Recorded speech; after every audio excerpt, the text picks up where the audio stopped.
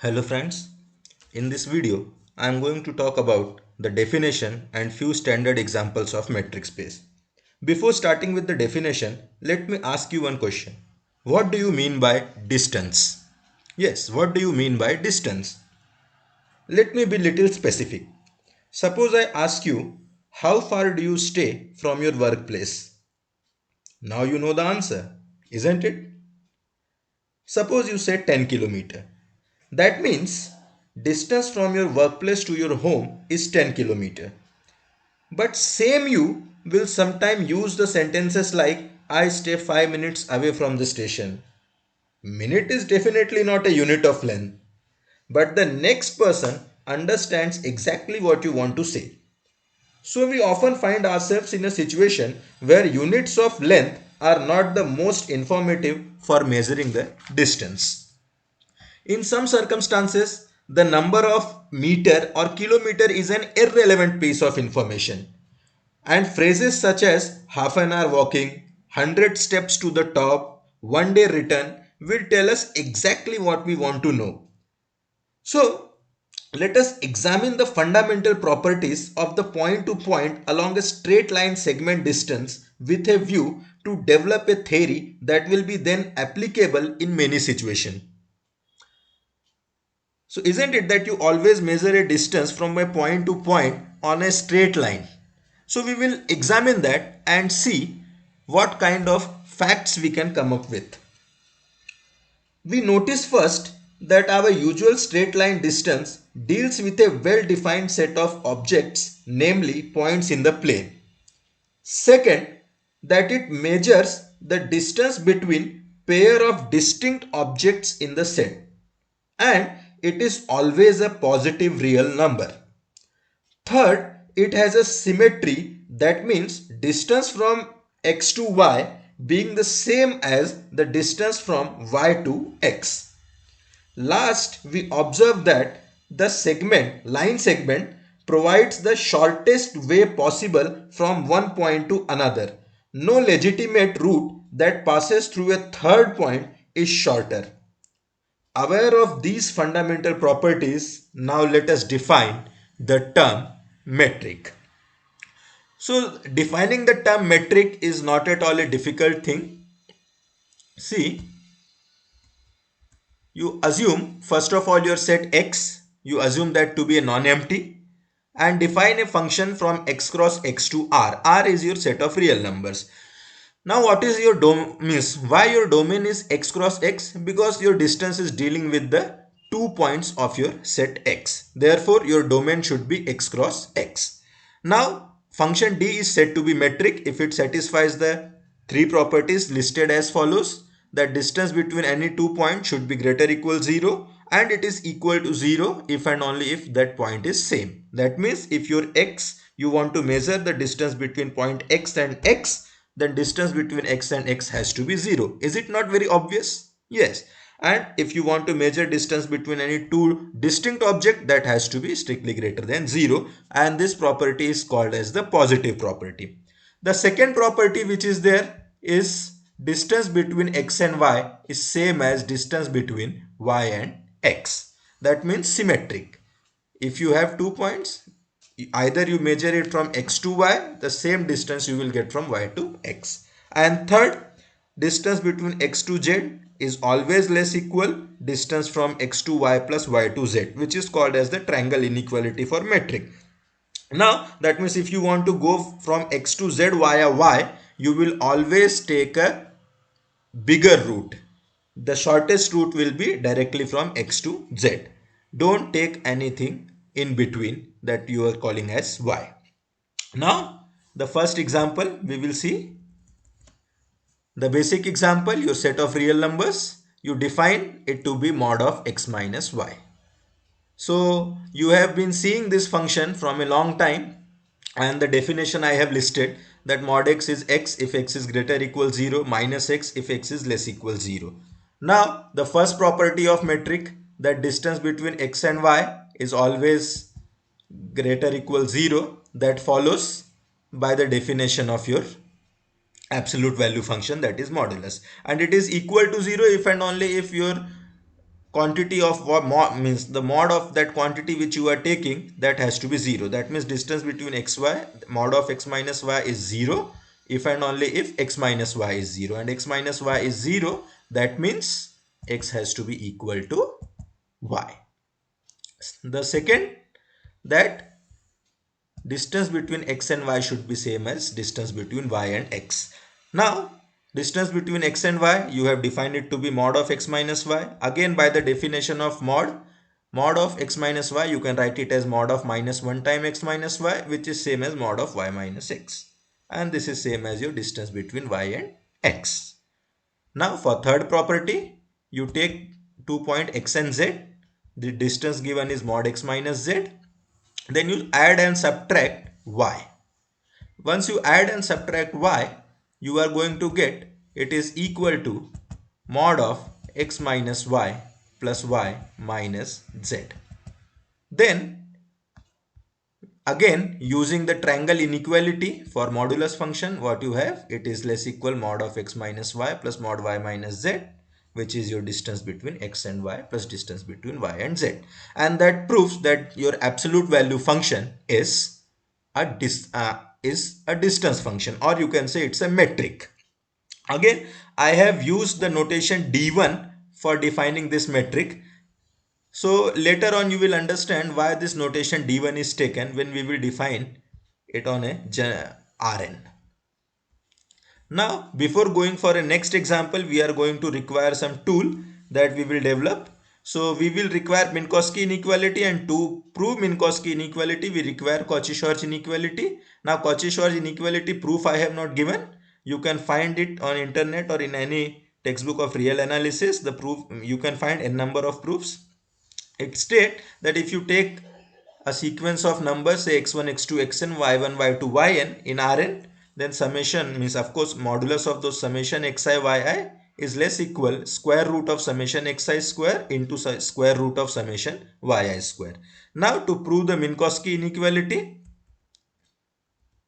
again Minkowski inequality says square root of summation xi plus yi the square is less equal square root of summation xi square plus summation plus square root of summation yi square. Now the proof is not very difficult. It is a 3-line proof.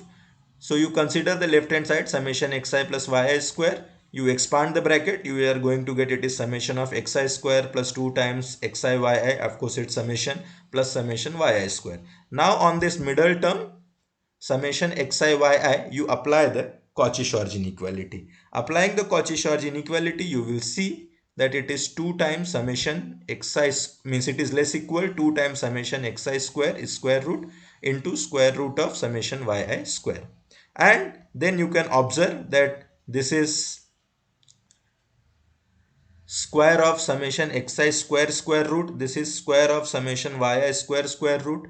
That means you are going to get is a square plus 2ab plus b square. That means it is summation xi square its square root plus square root of summation yi square total bracket ka square. Now again you take the square root on both the side of the inequality, you are going to get the Minkowski inequality. Now let us go to the second example which we want to deal. Again, which we want to deal is your x equal to R2, and the function d2 which we are saying is your normal distance function. That means square root of y1 minus x1 square plus y2 minus x2 square for points x1, x2 and y1, y2 in R2. Now, the proof is not very difficult again to prove that it is a metric. The first property, we want to prove the positivity. You take distance between x and y. It is square root of y1 minus x1 square plus y2 minus x2 square. Again, square of any real number is greater or equal 0. And remember, whenever we are talking about square root, we are only talking about the positive square root. We are not concerned about the negative square root. So this is always going to be greater or equal 0. Now when this quantity will be equal to 0, if you observe that both the quantities y1 minus x1 square plus y2 minus x2 square are positive, and if you want their addition to be 0, then each of them has to be 0. So you will get y1 minus x1 is 0 and y2 minus x2 is 0, and that will give you y1 is equal to x1 and y2 is equal to x2. That means you are going to get that distance between x and y is 0 if and only if x is equal to y. For the second symmetric property, so we will use the fact that summation of x square is same as we will use the fact that x square is same as square of minus x. So y1 minus x1 square, I can write it as x1 minus y1 square. Y2 minus x2 square, I can write it as x2 minus y2 square. And I will see that distance between x and y is same as distance between y and x. Now to prove the third part, that is the triangle inequality for metric, we will require the Minkowski inequality. Now consider distance between xy and distance between yz. This is square root of y1 minus x1 square plus y2 minus x2 square plus z1 minus y1 square plus z2 minus y2 square and its square root. And then you apply the Minkowski inequality and you will get it is greater equal square root of y1 minus x1 plus z1 minus y1 square and y2 minus x2 plus z2 minus y2 square. And then from first quantity you will cancel y1 and y1, from second you will cancel y2 and y2, then you are going to get it is z1 minus x1 the whole square plus z2 minus x2 the whole square. Of course the square root is there, and that will give you that it is distance of x and z. So in that way you have proved that your normal distance function which you define on R2 is a metric. Now let us see. Now this is the figure which depicts in R2 distance between x and y. It's a simply length of the straight line joining x and y. Now we will extend this idea of D2, which is also called as the Euclidean metric in general. So we will extend this Euclidean metric from R2 to Rn for any n. Now the definition is analogous. For any x1, x2, xn and y1, y2, yn in Rn, define your D2 as square root of y1 minus x1 square plus y2 minus x2 square, and then at the end you will have plus y1 minus xn the square. And to prove it is a metric, again the steps are also same. It is summation of square, that means it is summation of positive terms, so it is greater equal 0. It is equal to 0 if and only if each term is equal to 0. That means y1 minus x1 is 0, y2 minus x2 is 0 and y1 minus xn is 0. And that proof that this distance is 0 if and only if y1 is same as x1, y2 is same as x2, yn is same as xn. That means your x is same as y. Then for symmetric, again like the last example, y1 minus x1 square, I can write it as x1 minus y1 square, y2 minus x2 square can be written as x2 minus y2 square, yn minus xn square can be written as xn minus yn square. And that will give you it is distance between y and x. So symmetric property, no problem. Now we will come for the triangle inequality. Again we will use the Minkowski inequality in a same manner like the last example. So y1 minus x1 square plus y2 minus x2 square plus y1 minus xn square, that is distance between x and y. Then you take distance between y and z, that is square root of z1 minus y1 square up to zn minus yn square. Again using the Minkowski inequality you will see it is y1 minus x1 plus z1 minus y1 plus y2 minus x2 plus z2 minus y2 and yn minus xn plus zn minus yn. All the terms of yi's will get cancelled and you will get it is z1 minus x1 square plus z2 minus x2 square plus zn minus yn square, and that is your distance between x and z. So whenever we define this kind of metric we will always denote it by D2. It is called the Euclidean metric. Now the first example which we defined as D1, we will extend that and we will extend that to any Rn as distance between x and y to be summation of xk minus yk, and k running from 1 to n. And this is the extension of the first example which we defined on R as mod of x minus y. Now let us prove that this is also a metric. We will again use the same notation D1 for this kind of metric. Now since it is summation of all modulus terms, so it is always going to be greater equal 0 because mod terms are always positive. And it is equal to 0 if and only if each quantity in the mod is 0. That means xk minus yk is 0, which is same as xk equal to yk, and that proves that distance between x and y is 0 if and only if x is equal to y. Second term, symmetric. So mod of xk minus yk can be written as mod of yk minus xk, and that proves that distance between xy is same as distance between yx. Now let's come for the third property, that is triangle inequality. Distance between x and z, summation of mod xk minus zk. You add minus yk and plus yk. Then using the triangle inequality, you will see that it is less equal. Triangle inequality for modulus. Remember, we are using triangle inequality for modulus to prove the triangle inequality of our metric.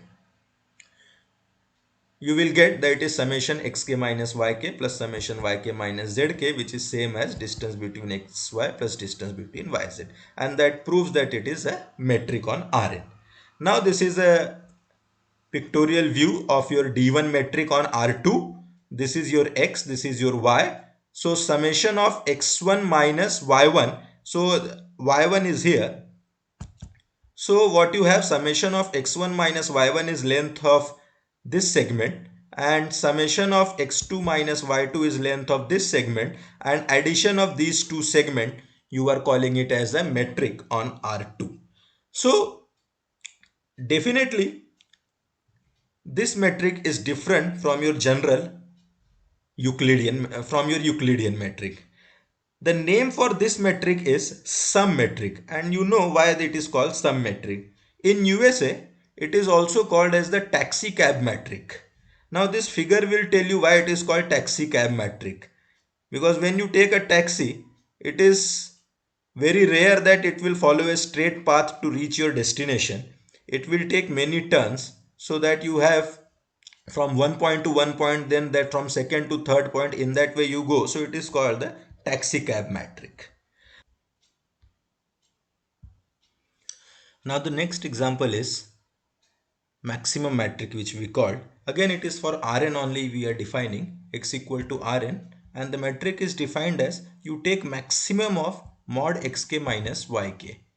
Like in the D2, what we were means in D1 what we were having is summation of mod xk minus yk. Here we are saying maximum of mod xk minus yk. Now again, to prove it is a metric, it's not a difficult task. First, we want to prove that it is always greater equal 0 for any x and y. So again, since it's an absolute value function modulus, it is always greater equal 0. So it is greater equal 0. Now we will examine when this metric will take 0 value. This will take 0 value if its maximum of mod xk minus yk is 0. Now since maximum of xk minus yk is 0, what does it mean? That all xi minus yi are 0. That means your x is equal to y. So your d infinity of xy is 0 if and only if your x is equal to y. Now for symmetric, you take distance between x and y. It is maximum of mod xk minus yk, which you can write as maximum of mod yk minus yk minus xk, and that can be written as distance between y and x. So symmetricity is proved. Now we will come for the triangle inequality. Now triangle inequality is again not very difficult. You consider any xk minus zk, its modulus. Again, add and subtract yk. The triangle inequality for absolute value function will give you it is less equal mod xk minus yk plus mod yk minus zk. But xk minus yk is definitely going to be less equal the maximum of mod xk minus yk, that is d infinity of xy. Similarly, mod of yk minus zk is definitely going to be less equal to the maximum of mod yk minus zk, that is d infinity of y and z. So what you have is for every k, mod xk minus zk is less equal d infinity of xy plus d infinity of yz. Since it is for every k, you can say maximum of mod xk minus zk is also less equal d infinity of xy plus d infinity of yz.